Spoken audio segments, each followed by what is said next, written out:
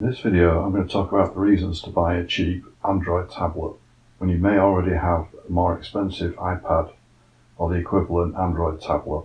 An iPad or the equivalent Android tablet are just a little bit too expensive to go travelling with, too easy to break and too easy to lose. So weighing up the options, I decided the best option is to get a cheaper Android tablet, and I chose the Galaxy Tab A9. This was only £106. It has Wi-Fi. I don't need LTE because I can hotspot through my phone. Some other reasons for getting this is to re-familiarise myself with the Android operating system and maybe screencast at Android hotel TVs. So it's cheap cost, size and portability are what made me buy the tablet. In the box you get a tablet and then you get a leaflet and a USB cable, which you probably already got plenty of. And that's it. So in terms of physical features, you've got this fairly small screen, you've got an on-off switch, a volume up and down switch,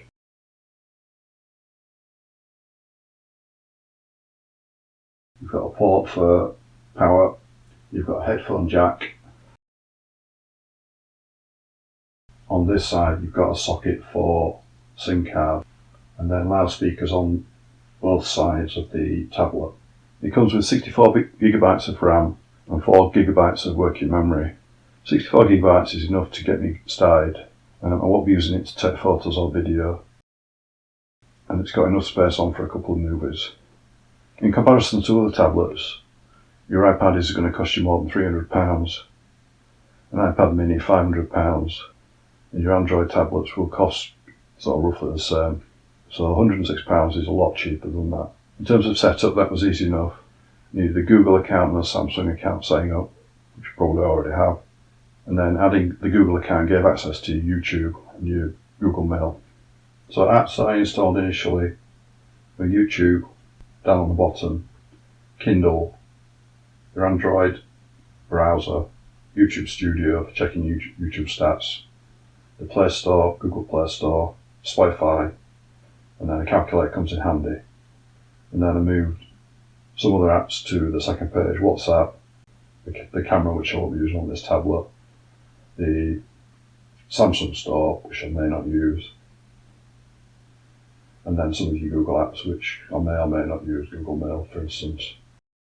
And then I also put on 3 games just for playing on aeroplanes. So at the moment that's it. That's probably all I'm going to need to kick off with. I removed quite a few apps such as Netflix and the Samsung apps.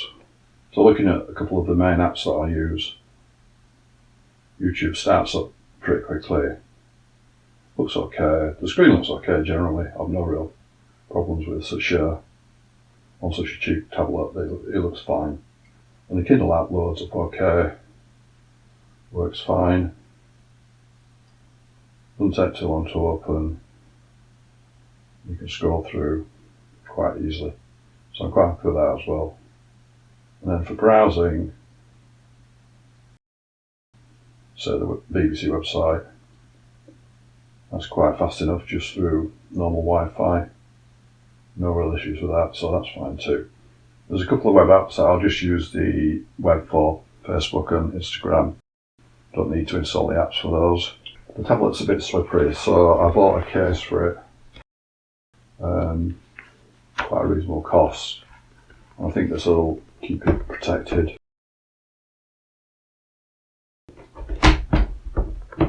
Quite easy to slot in. And I think this will keep it protected when I'm travelling. It has got cameras on it, but they're very basic. They're good enough just to FaceTime when you're on the move. That's all you really need to do, or maybe photo some documents. And then it's got a headphone jack, or you can use Bluetooth headphones for travelling with. Up to you. The sound's not too bad. You can just set it up and play a YouTube video, which is fine. So some of the questions I've got about it are whether I'll be able to screencast to hotel Android TVs. Still got to try that. What accessories can I add? Keyboard, mouse. You can add a 1TB of storage on a separate card. So I've got a cheap Bluetooth keyboard and I don't know whether that'll work at the moment. Still got to try that. With 1 terabyte of memory, I can add more movies for flights, or maybe backup footage from the trip to a second device. Had a few issues with swiping it from the bottom. Didn't always seem to work. So I've got to figure that out. I chose Samsung because it's a reputable company and I thought their tablets would probably be okay. So it's going to be fun to play around with Android, which I've not used for quite a long time now, and see how it compares with iOS. Probably the same, I would imagine. For security, you can put in a PIN number or you can use face recognition. If you do set up the face recognition, you still do sometimes have to put in a PIN number anyway. And then for gaming, you can add controllers just to attach to the sides, so you can do that as well. Battery life lasts several days. It'll depend on how you use it. And the time to charge is quite long, several hours. But overnight, that's fine. At the moment, I don't know if you can replace the battery or not. It's got Android upgrades for 4 years, so that's pretty good. And I don't know if the pen will work, but for me, I don't really need that. So in summary, it does everything I want. It's good enough to not be annoying compared to a more expensive tablet, but it's cheap enough to lose or to break. Thanks for watching.